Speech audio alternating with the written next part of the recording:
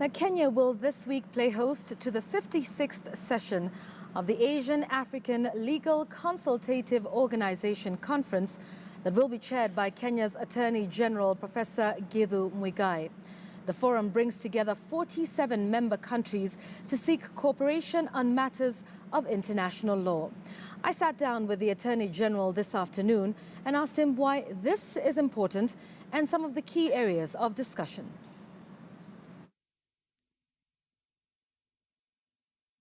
Tell us about this conference and why it's important.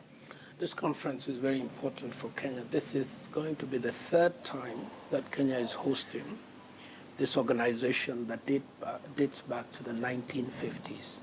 It brings together our countries in Africa, in Asia, and in the Middle East around the issues of international law and diplomacy.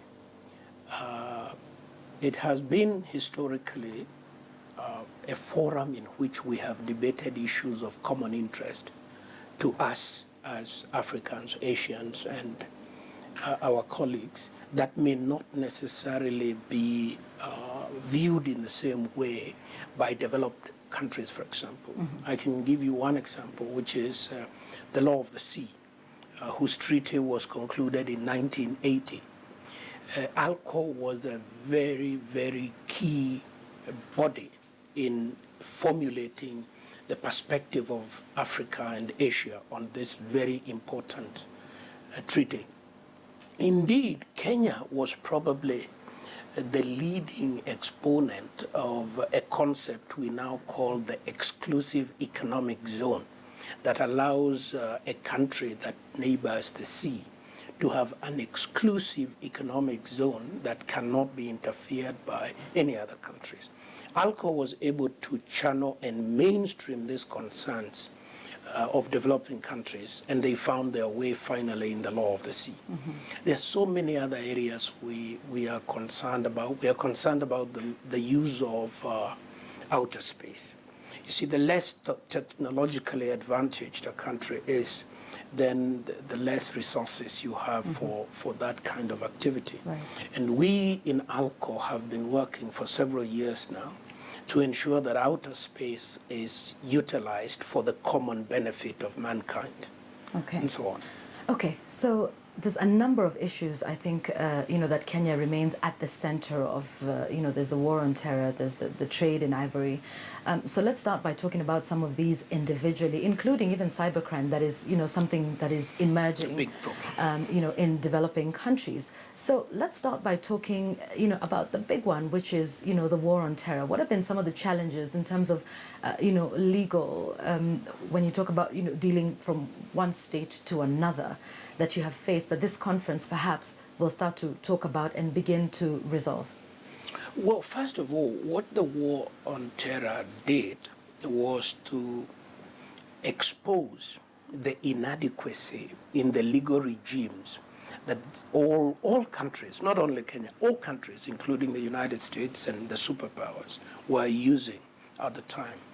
Because not only didn't we have the legal resources to gather intelligence, to process intelligence, to distribute intelligence, we also didn't have the capacity to process suspects.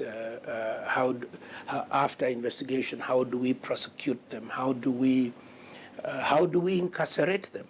In fact, as you may know, one of the side problems of terror from a legal perspective is that when you have even successfully prosecuted the perpetrators, they create a new problem in jail, which is radicalizing the average population in prisons, right, and so on. So we've had to go back to the drawing board and look at the entire chain, and ask ourselves, how do we strengthen the state better to intercept and destroy terror, units, and how do we prosecute where we can, and how do the courts handle very classified information, and how do we deal with the convicts when that has happened? And a consensus is beginning to emerge, because the truth is, the fact that you are fighting terror doesn't mean that you unleash terror on the civilian population. So you need to have a framework that fights terror, recognizing that your population and other populations are in a free country and free society. So you cannot tap into their communication without due procedures provided for by the law. And these are the sort of things we've been learning from each other, exchanging from each other. And I can tell you, since 9/11 to date, the legal infrastructure has changed so radically and continues to change that this sort of meeting continues to be very critical for that. Terrorism is a global problem. You have persons moving from one country to another to essentially commit terror acts in that country. So even having, a synergy of the laws, there's been the big one, I think, in Kenya as well about rendition of suspects from, one country to another. So how do you work in such a way that, all these countries are sovereign states, but in terms of synergizing what their laws do, because, terror is a shared problem, even as countries are sovereign?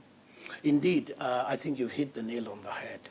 If there is one aspect of international criminal law that has demonstrated the need for states to work together, it's the war on terror. Because there are no borders. The terrorists who are operating in Syria, who are operating in other countries, are able to arrive in Nairobi within a 12-hour cycle. And so that the global alert, whether it's in Egypt or it's in Turkey or it's in Iran, it has to be a coordinated effort. And what countries are increasingly doing is sharing intelligence and sharing real-time intelligence so that we can disrupt these networks. All right, the full conversation I had with the Attorney General will be airing tomorrow on Worldview from 9 o'clock, complete with our coverage of that very important conference that's being hosted in the country all through this week. So please do tune into Worldview from 9 a.m. tomorrow for the full conversation. We're taking a break. Back with more.